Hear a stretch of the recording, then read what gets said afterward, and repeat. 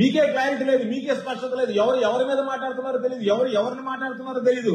ప్రభుత్వంలో ఉండేటువంటి వాళ్లే, ప్రభుత్వ భాగస్వామ్యంలో ఉండేటువంటి వాళ్లే, కూటమి పార్టీలే. మీ మంత్రులు మీరే విమర్శించుకునేటువంటి పరిస్థితి ఏర్పడింది అసెంబ్లీ సాక్షిగా, అసెంబ్లీ వేదికగా.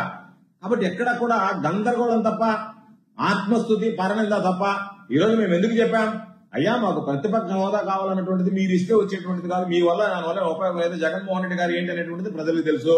జగన్మోహన్ రెడ్డి గారిని ముఖ్యమంత్రిగా అనుభవించినటువంటి వ్యక్తి, ముఖ్యమంత్రిగా పరిపాలించినటువంటి వ్యక్తి, ప్రతిపక్ష స్థానాన్ని కోరుకోవాలంటే కాకపోతే సమయం వస్తుంది కాబట్టి, ప్రజల సమస్యల గురించి మాట్లాడేటువంటి అవకాశం వెసులుబాటు ఉంటుంది కాబట్టి మీరు అసెంబ్లీలో ప్రతిపక్ష హోదా ఇస్తే తప్ప, లేకపోతే సాధారణ శాసనసభ్యుడిగా మీరు ఆయన నిలబడంగానే మైకులు కట్ చేస్తే, ప్రతిపక్షంలో ఉన్నప్పుడే దిక్కులేదు మీరు ఉన్నప్పుడు గతంలో, అటువంటిది మీరు మైకులు కట్ చేస్తే ప్రజల సమస్యల గురించి మాట్లాడేటువంటి అవకాశం వెసులుబాటు లేనప్పుడు అటువంటి అసెంబ్లీకి రావాల్సినటువంటి అవసరం ఉంది. అసలు అసెంబ్లీ చూసిన తర్వాత ప్రజలే అంటున్నారు ఇది అసెంబ్లీనా అని చెప్పి అసహించుకుని యావగించుకునేటువంటి పరిస్థితి ఏర్పడింది.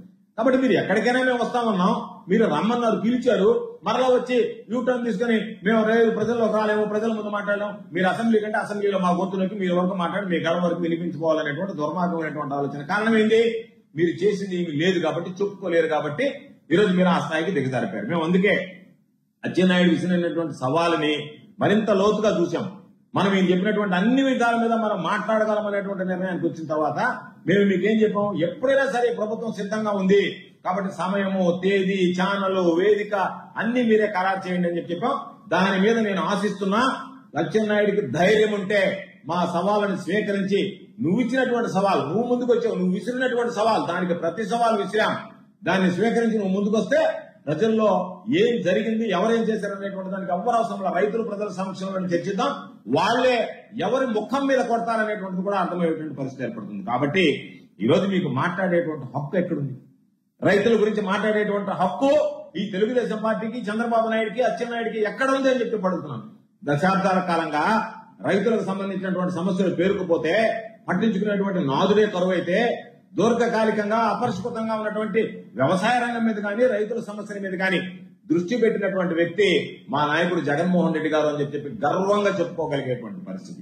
కాబట్టి మీరు ఈ రోజు అనేక రకాలైనటువంటి వ్యవస్థలు తీసుకొచ్చారు. ఎప్పుడైనా చంద్రబాబు నాయుడు లాంటి వాడికి జన్మలో రైతు భరోసా కేంద్రం లాంటివి తీసుకొచ్చి రైతులకు అన్ని విధంగా చేయి పట్టి నడిపించి, విత్తనం నుంచి విక్రయం దాకా రైతులకు అన్ని విధాలా అండగా నడిచేటువంటి ఒక వ్యవస్థను తీసుకురావాలనేటువంటి ఆలోచన ఏ రోజైనా స్పృహ తట్టిందా, మధ్యలో మెదిలిందా?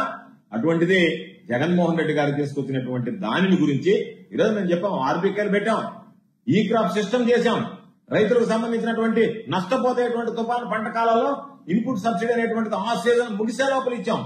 ధైర్యంగా చెప్పగలుగుతున్నాం. మీలాగా ఇన్పుట్ సబ్సిడీ అంటే ఈరోజు గగనం అయిపోయింది, ఇచ్చేటువంటి పరిస్థితి లేదు. ఈ క్రాప్ బుకింగ్ సరిగ్గా జరగడం లేదు. రైతులకు సంబంధించినటువంటి దాంట్లో ఈరోజు ఆర్బీకేలను దాదాపుగా నిర్వీర్యం చేసేశారు.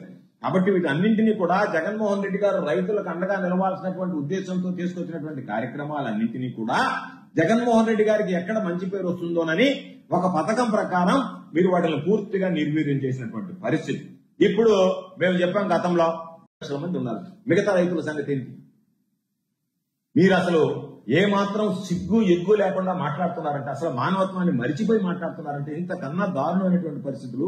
ఒక విపత్తు సమయంలో మీరు వ్యవహరించాల్సినటువంటి తీరుల గురించి ప్రజలు, రైతులు మిమ్మల్ని చీకొట్టుకుంటుంటే ఏమాత్రం సిగ్గు లేకుండా మీరు సిగ్గు శరాన్ని మరిచి మీ ఇష్ట ప్రకారం విమర్శలు చేస్తారు రకరకాల. అసలు మీ పేర్లు ఎత్తడానికి అసహ్యం వేస్తుంది, మీ గురించి మాట్లాడాలంటేనే చండాలంగా అనిపిస్తుంది, ఒళ్ళు జలగరిస్తుంది, మీ గురించి అసహ్యం వేస్తుంది.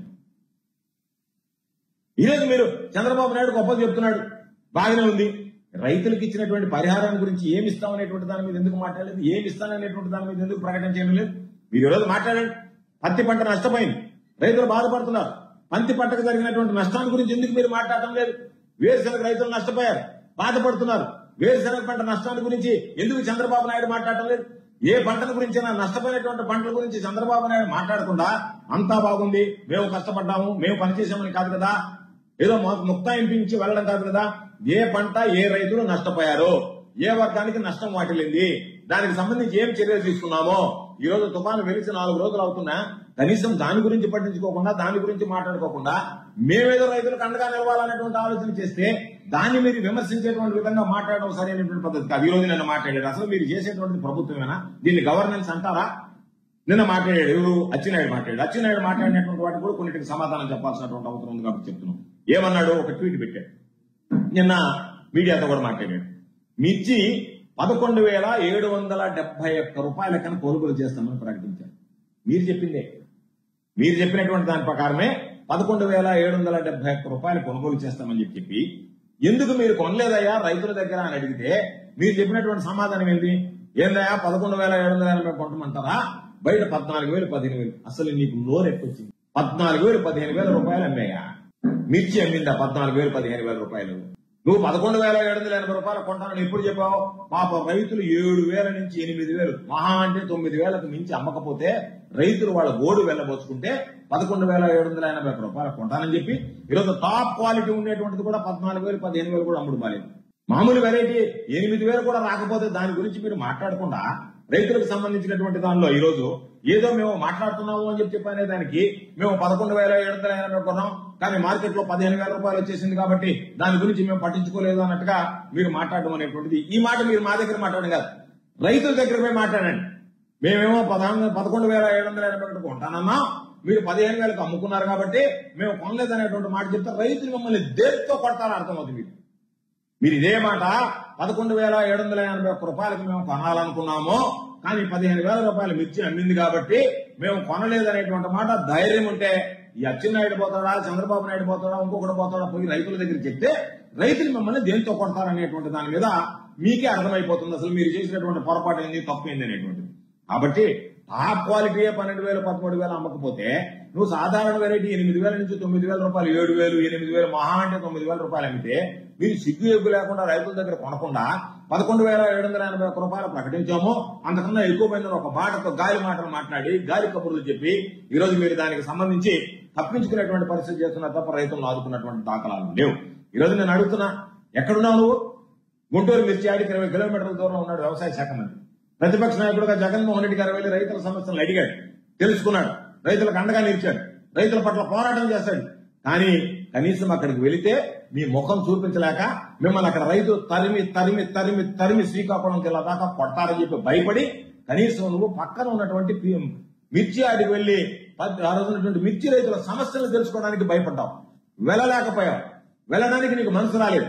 ఆ సమస్యలు తెలుసుకుని నువ్వు మీ ముఖ్యమంత్రి చంద్రబాబు నాయుడు దగ్గరికి వెళ్లి చెప్పి మిర్చి రైతుల సమస్యలు ఈ విధంగా ఉన్నాయని చెప్పి వాటిని పరిష్కరించాలనేటువంటి విధానం కానీ ఆలోచన కానీ మీకు స్ఫురణ కూడా రాలేదు. అటువంటిది ఈ రోజు మీరు మరలా మాట్లాడుతున్నారు, ఈ క్రాప్ గురించి మాట్లాడుతున్నారు, ఆర్బీకేల గురించి మాట్లాడుతున్నారు, సచివాలయాల గురించి మాట్లాడుతున్నారు.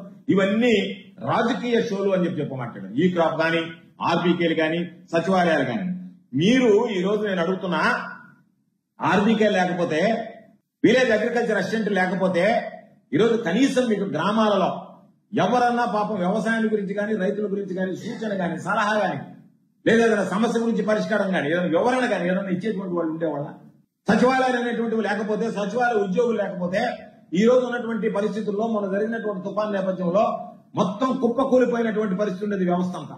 ఈరోజు సచివాలయ ఉద్యోగులు ఉన్నారు కాబట్టి, సచివాలయాలు ఉన్నాయి కాబట్టి, వాళ్ళందరూ కలిసి పనిచేశారు కాబట్టి కనీసం ప్రజలకు సంబంధించినటువంటి సమస్యల విషయంలో నష్టం జరిగింది, పంట నష్టాలు ఎవరిని ఆపలేకపోయారు.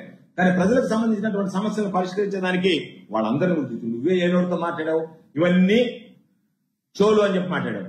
చంద్రబాబు నాయుడు ఏం మాట్లాడుతున్నాడు? సచివాలయాలన్నింటినీ కూడా స్వర్ణాంధ కేంద్రాలుగా మారుస్తానని చెప్పి మాట్లాడాడు. అంటే ఎక్కడికి పోతే అంటే ఈ రోజు ఈ మాట ఈ అవసరం, సచివాలయ ఉద్యోగులు సచివాలయాలు అవసరం అనుకుంటే దాని గురించి ఒక మాట మాట్లాడతారు. పని తీరిపోతే మరొక రోజు అవన్నీ షోలు తప్ప ఏం ఉపయోగం లేవు అని చెప్పి మీరే మాట్లాడతారు. కాబట్టి ఈ రోజు మీరు అడిగారు రైతులకు సంబంధించి ఏం పరిహారం ఇచ్చామంటున్నారు. మేము ఛాలెంజ్ విసురుతున్నాం, ప్రభుత్వం నీ చేతిలో ఉంది, రికార్డు నీ దగ్గర ఉంది. ఉచిత పంటల బీమా అమలు చేసామో లేదో, ఉచిత పంటల బీమాకు సంబంధించి అచ్చినాయుడు ఉచిత పంటల బీమాకు సంబంధించి 7,802 కోట్ల రూపాయలు ఇచ్చాం. చూసుకో, నీ దగ్గర ఉంది ప్రభుత్వం.